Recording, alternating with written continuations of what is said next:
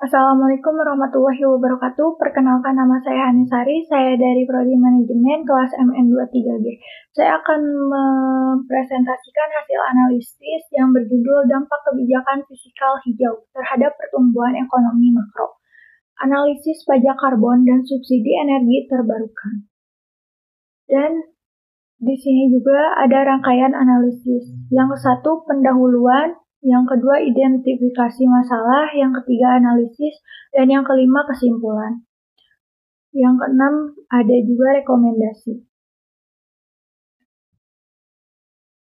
Pendahuluan, perubahan iklim dan kerusakan lingkungan yang diakibatkan oleh emisi gas rumah kaca telah menjadi masalah global yang mendekati. Salah satu respon kebijakan untuk mengatasi isu ini adalah implementasi kebijakan fiskal hijau yang mencakup pajak karbon dan subsidi energi terbarukan. Kebijakan ini hanya bertujuan untuk mengurangi emisi karbon, tetapi juga untuk mendorong pertumbuhan ekonomi yang berkelanjutan. Dalam esai ini akan dianalisis bagaimana kebijakan fiskal hijau khususnya pajak karbon dan subsidi energi terbarukan mempengaruhi pertumbuhan ekonomi jangka panjang. Dan ada juga identifikasi masalah. Yang ke-1, apakah penerapan pajak karbon akan memperlambat pertumbuhan ekonomi?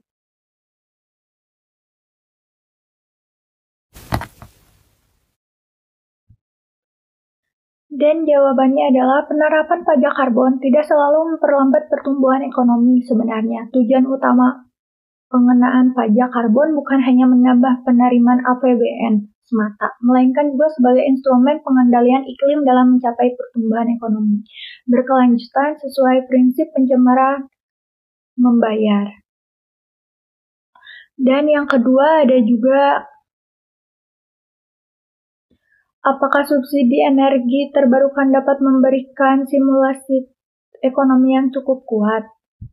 Jawabannya, efektivitas stimulasi ekonomi dari subsidi energi terbarukan dapat bervariasi tergantung pada implementasi yang tepat dan kebijakan pendukungan lainnya. Subsidi yang tidak dapat atau tidak efisien dapat membuang-buang sumber daya yang memberikan dampak ekonomi yang diharapkan. Dan ada juga analisis pajak karbon. Pajak karbon dirancang untuk internalisis biaya eksternal dari emisi karbon dengan harapan mengurangi aktivitas yang menghasilkan emisi tinggi yang beragam tergantung pada bagaimana kebijakan tersebut diimplementasikan. Yang satu, efek pada pertumbuhan ekonomi. Yang kedua, redistribusi pendapatan. Dan selain itu ada juga subsidi energi terbarukan. Subsidi energi terbarukan bertujuan untuk menurunkan biaya dan mengingatkan adopsi teknologi energi bersih seperti tenaga surya dan angin diantaranya. Yang satu ada stimulus ekonomi, dan yang kedua pengurangan ketergantungan pada energi.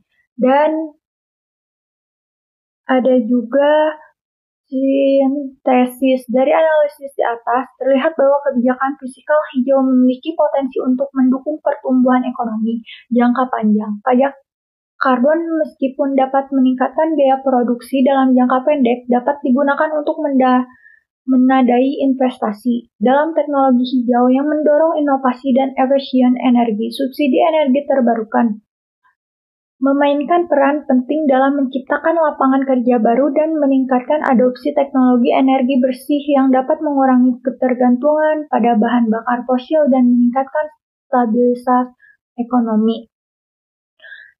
Dan berikutnya ada juga kesimpulan. Kebijakan fiskal hijau, khususnya pajak karbon dan subsidi energi terbarukan memiliki dampak yang signifikan terhadap pertumbuhan ekonomi makro. Dalam jangka panjang, kebijakan ini dapat mendorong pertumbuhan ekonomi yang berkelanjutan melalui peningkatan efisien energi, penciptaan lapangan kerja baru, dan pengurangan ketergantungan pada bahan bakar fosil. Namun, keberhasilan kebijakan ini tergantung pada implementasi yang efektif dan penggunaan pendapatan dari pajak karbon untuk mendukung investasi dalam teknologi hijau dan infrastruktur energi terbarukan.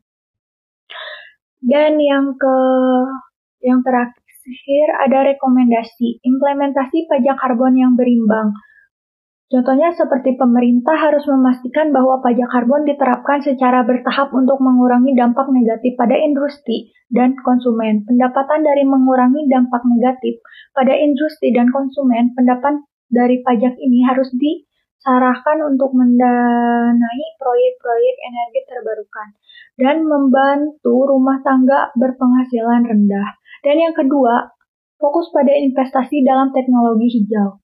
Investasi yang signifikan dalam penelitian dan pengembangan teknologi energi bersih untuk menjadi prioritas. Hal ini tidak hanya akan membantu mengurangi emisi karbon tetapi juga menciptakan peluang ekonomi baru. Dan yang ketiga, peningkatan kesadaran dan dukungan publik. Kampanye pendidikan dan informasi yang komprehensif harus dilakukan untuk meningkatkan dan informasi yang komprehensif harus dilakukan untuk meningkatkan kesadaran publik tentang manfaat jangka panjang dari kebijakan fiskal hijau. Dukungan publik sangat penting untuk keberhasilan kebijakan. Terima kasih untuk presentasi hari ini. Sekian dan terima kasih. Assalamualaikum warahmatullahi wabarakatuh.